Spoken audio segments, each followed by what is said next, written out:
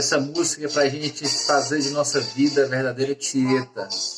Quando a gente voltar lá pro Agreste, que vai ser nossa aula presencial, nós vamos voltar melhores, tá beleza? Então nós estamos aqui recuados apenas para buscar mais conhecimento, tá bom? Beleza? Vamos lá, meus tietos do Agreste. Vamos continuar a nossa aula de contestação. Eu vou falar agora sobre as preliminares. Não se empolguem porque a música vai parar agora, viu? Beleza? Encantava o Paraíso, Tieta. Só mais esse refrão, então.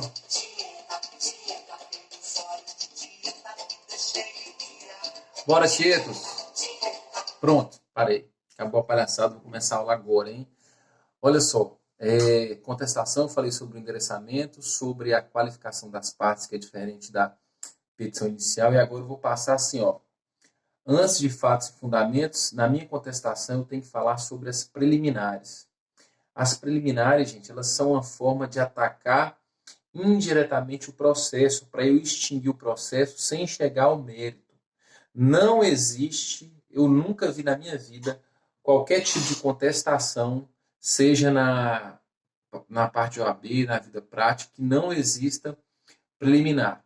Todas as contestações que vocês fizerem na vida, seja qualquer matéria, seja trabalho previdenciário, penal, administrativo, o que for, civil, tudo que for, você vai com certeza colocar algum tipo de preliminar.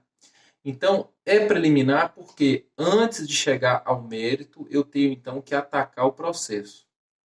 Eu vou atacar o processo demonstrando ao juiz que existem irregularidades, que existem ausência de requisitos para o devido processo legal.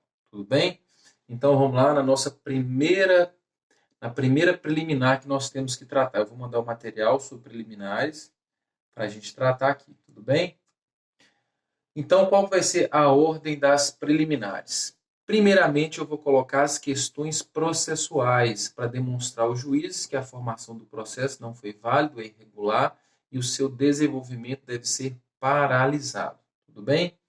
Primeiramente, eu vou tratar aí sobre as exceções.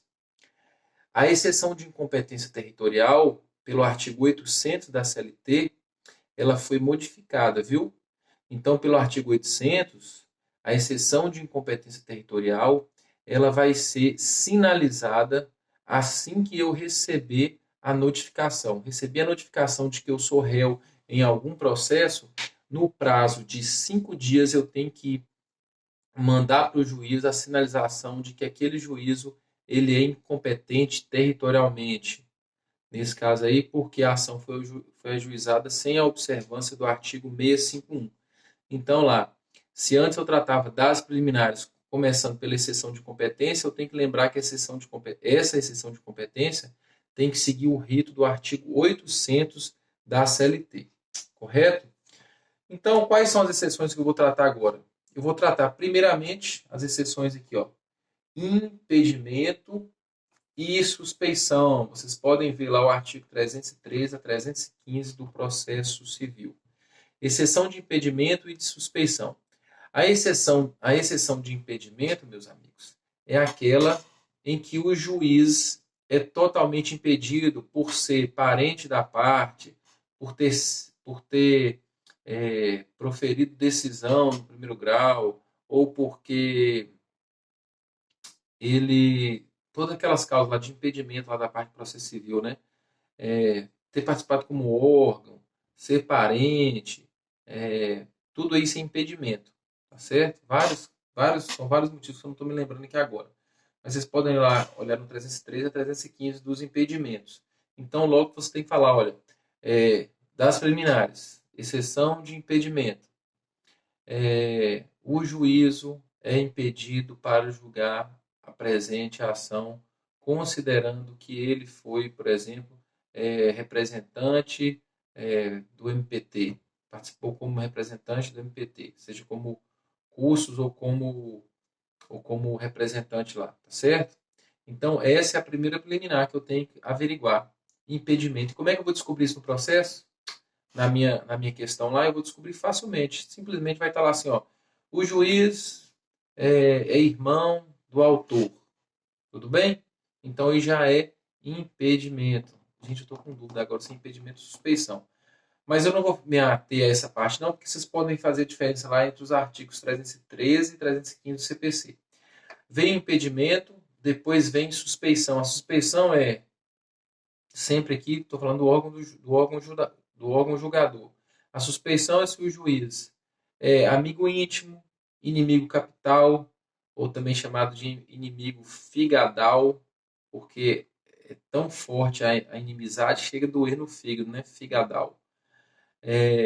Se ele tem interesse na causa, se ele ministrou conselhos para a parte antes do ajuizamento da causa, se ele é devedor, credor de uma das partes, isso daí é suspeição do juízo. Também, então, vem lá nas preliminares. Das preliminares, exceção de pendimento que nós vimos, exceção de suspeição. Então, as primeiras preliminares que nós vamos ver é sobre as preliminares em relação ao juízo, tá certo? A próxima, que seria incompetência territorial, nós já vimos que ela é tratada de forma diferente do CPC. Atualmente, o CPC, ele traz, isso foi uma mudança no CPC, que é muito cobrado em prova, tanto a exceção de incompetência territorial como a incompetência absoluta, eles são tratados são tratados nas preliminares.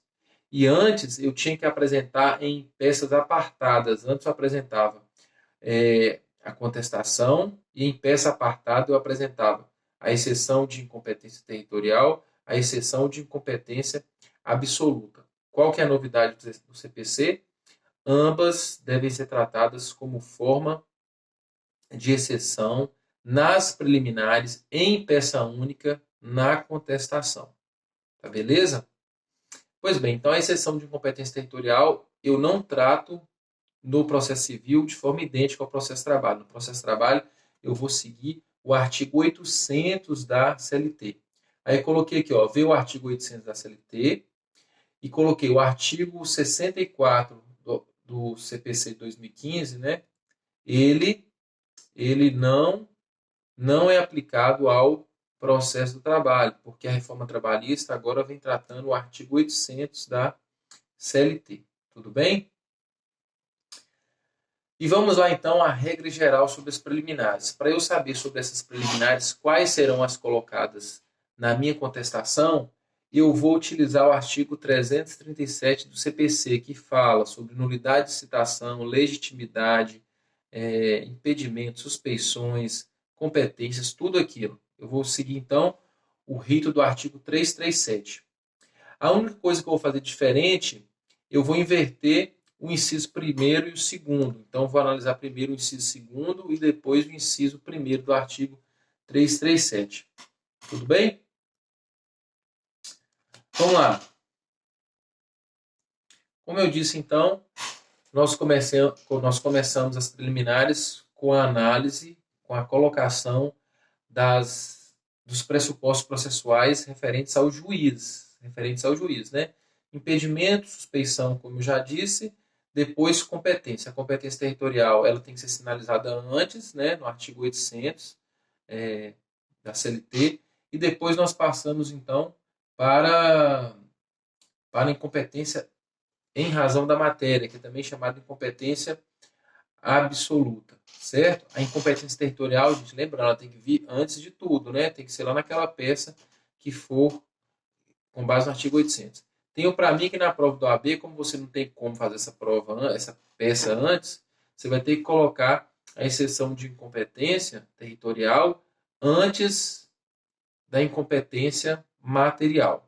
Então você vai tratar de impedimento, de suspeição, depois de incompetência territorial, depois de incompetência material. E na incompetência material, em razão da matéria. Tá certo? Então, por exemplo, incompetência material. A Justiça do Trabalho ela não tem competência para julgar crimes.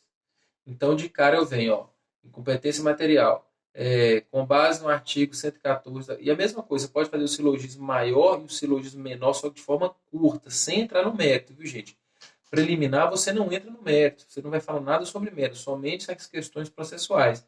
Então, você vai colocar, por exemplo, olha, o réu indica o crime de homicídio a ser julgado pela Justiça do Trabalho. Pronto, coloquei lá o silogismo menor, que é o fato. Depois, qual que é o maior? O artigo 114 da Constituição Federal indica o julgamento pela JT apenas de matérias relacionadas à relação de trabalho. Vamos para a conclusão? Dessa forma, suscita-se a preliminar de incompetência material, requerendo a extinção do feito, com base lá naquele artigo do CPC que fala sobre extinção, com e sem resolução de mérito. Entenderam? Basicamente isso aí. Depois da preliminar de incompetência em razão da matéria, que é incompetência aí, absoluta, eu posso partir para preliminar de incompetência funcional.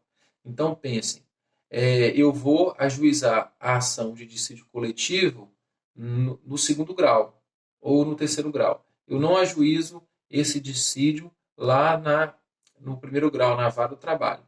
Então, seria incompetência funcional. Né? Então, primeiro deveria colocar essa ação no segundo ou no terceiro grau.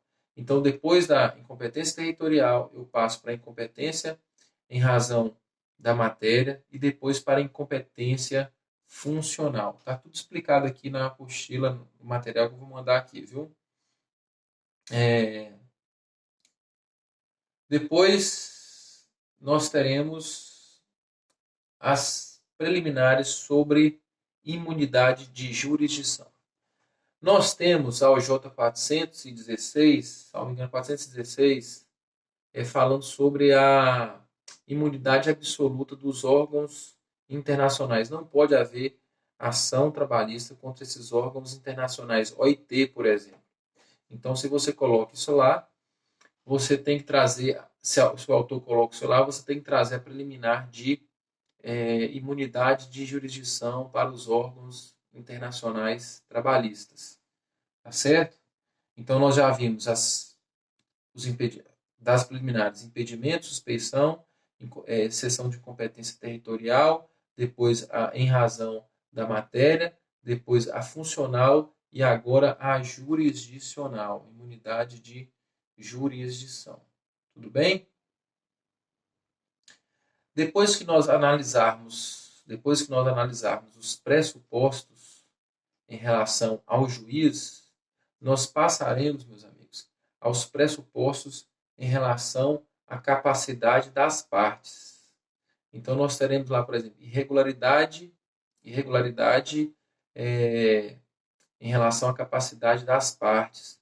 Exemplo, menor que esteja sem a presença do seu responsável. Capacidade de ser parte, tá certo? Capacidade de estar em juízo e a capacidade postulatória. A capacidade de ser parte, porque simplesmente a parte aí, ela não pode praticar todos os atos da vida civil. Depois nós temos a capacidade de estar em juízo, por ser um menor de idade, né, no mínimo 18 anos para mover a ação, e depois a capacidade postulatória. Na capacidade postulatória, nós não temos a presença obrigatória do advogado. Então, o jus postulante aí, ele pode ser exercido de forma individual, sem a presença do causídico aí, viu? Do patrono da causa, tá certo? Então, a capacidade postulatória aí, no direito do trabalho, ela vai ser reduzida, igualzinho no juizado especial, tá certo? Lá no juizado especial também eu não preciso lá da presença do advogado até determinado valor. No processo de trabalho, independente do valor da ação, qualquer um pode se apresentar à Justiça do Trabalho sem a presença do advogado, até a instância ordinária, como já foi explicado em sala de aula, nas aulas presenciais. Tudo bem? Depois que nós vimos, então, a capacidade de ser parte, a capacidade de estar em juízo, a capacidade postulatória, nós passamos também para, como preliminar, exemplo de outra preliminar relacionada à parte, a ausência da presença do MPT, do Ministério Público do Trabalho. Então, se faltar, se for uma ação em que existe interesse de incapaz, esse incapaz está sem seu genitor, sem seu responsável, nós poderemos, então, requerer a presença do MPT. E a ausência dele, ou de forma irregular, a gente pode indicar isso aí como preliminar. Tudo bem? Então, nós vimos preliminar, recapitulando, preliminar, impedimento, suspeição, incompetência territorial, incompetência em razão da matéria, incompetência funcional, imunidade de jurisdição, depois capacidade de ser parte, capacidade de estar em juízo e capacidade postulatória. Então, vimos os pressupostos subjetivos em relação ao juiz e em relação à parte. E agora, depois disso tudo, nas preliminares, nós deveremos, então, passar às condições da ação. Depois desses pressupostos, nas preliminares, nós teremos que averiguar se existem as condições da ação. Lembrando que as condições da ação atualmente são apenas duas, viu? São apenas duas: legitimidade das partes e interesse jurídico. Legitimidade e interesse jurídico. E por que isso? Porque a possibilidade jurídica do pedido deixou de ser uma condição da ação e agora ela é julgada no mérito. Então, antes, por exemplo, eu falaria em possibilidade jurídica do pedido todas as vezes que o ordenamento jurídico albergasse aquele pedido do autor, tá? Então, por exemplo, era possível eu pedir vínculo de emprego com a administração pública sem concurso público? Não, porque esse pedido era juridicamente impossível, porque o artigo 37, inciso 2º, parágrafo 2º da Constituição Federal, avisa que somente por meio de concurso público vai haver vínculo entre o jurisdicionado e a administração pública.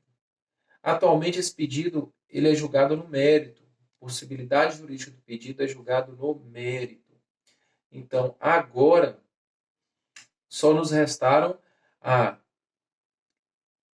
legitimidade e o interesse jurídico como condições da ação. Então, depois dos pressupostos, nós passaremos às condições da ação. E qual é que eu tenho que analisar primeiro? Condições da ação. Eu vou utilizar primeiro legitimidade e depois interesse jurídico. Na legitimidade, eu como réu aqui na minha contestação, eu tenho que falar que eu sou parte legítima, correto? Então pensem, eu sou empresa B e o empregado fala na petição inicial que trabalhou apenas para a empresa A. O que eu estou caçando nessa ação? Não estou caçando nada, né? Então eu venho lá assim, ó, silogismo, menor, maior e conclusão. Então lá diretamente assim, ó, o autor indica na petição inicial que prestou serviços para a empresa A, certo? Silogismo menor sem entrar no mérito. Não estou discutindo mérito. A empresa B está instalada na cidade de Vitória. Dessa forma, é ilegítima para comparecer no polo passivo desta ação. Dessa forma, requer a sua exclusão da lide nos termos do artigo tal lá que fala sobre legitimidade do CPC. Tudo bem? Próximo ponto, interesse jurídico. Meus amigos, interesse jurídico, eu só posso procurar a máquina judiciária se eu não conseguir resolver o meu conflito de forma pacífica no meio administrativo. Então, pense, eu fiz lá um acordo extrajudicial com o meu empregador, recebi tudo, não tenho que questionar nada.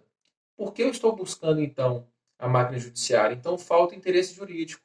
Então, nesse caso, eu venho, olha, considerando que houve acordo extrajudicial firmado com o empregado, conforme comprova documentos em anexo, A ação deve ser extinta, porque houve, então, quitação geral acerca dos direitos do trabalhador.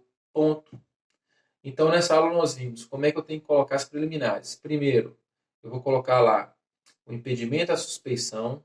Desculpa, primeiro eu vou colocar os pressupostos relacionados ao juízo, impedimento, suspeição, incompetências, jurisdição. Depois, pressupostos relacionados às partes. Capacidade de ser parte, capacidade de estar em juízo, capacidade postulatória. Depois eu passo para as condições da ação, que no caso nós temos apenas legitimidade e interesse jurídico, porque não existe mais possibilidade jurídica como condição da ação. A possibilidade jurídica passou a ser analisada no mérito. Abraço!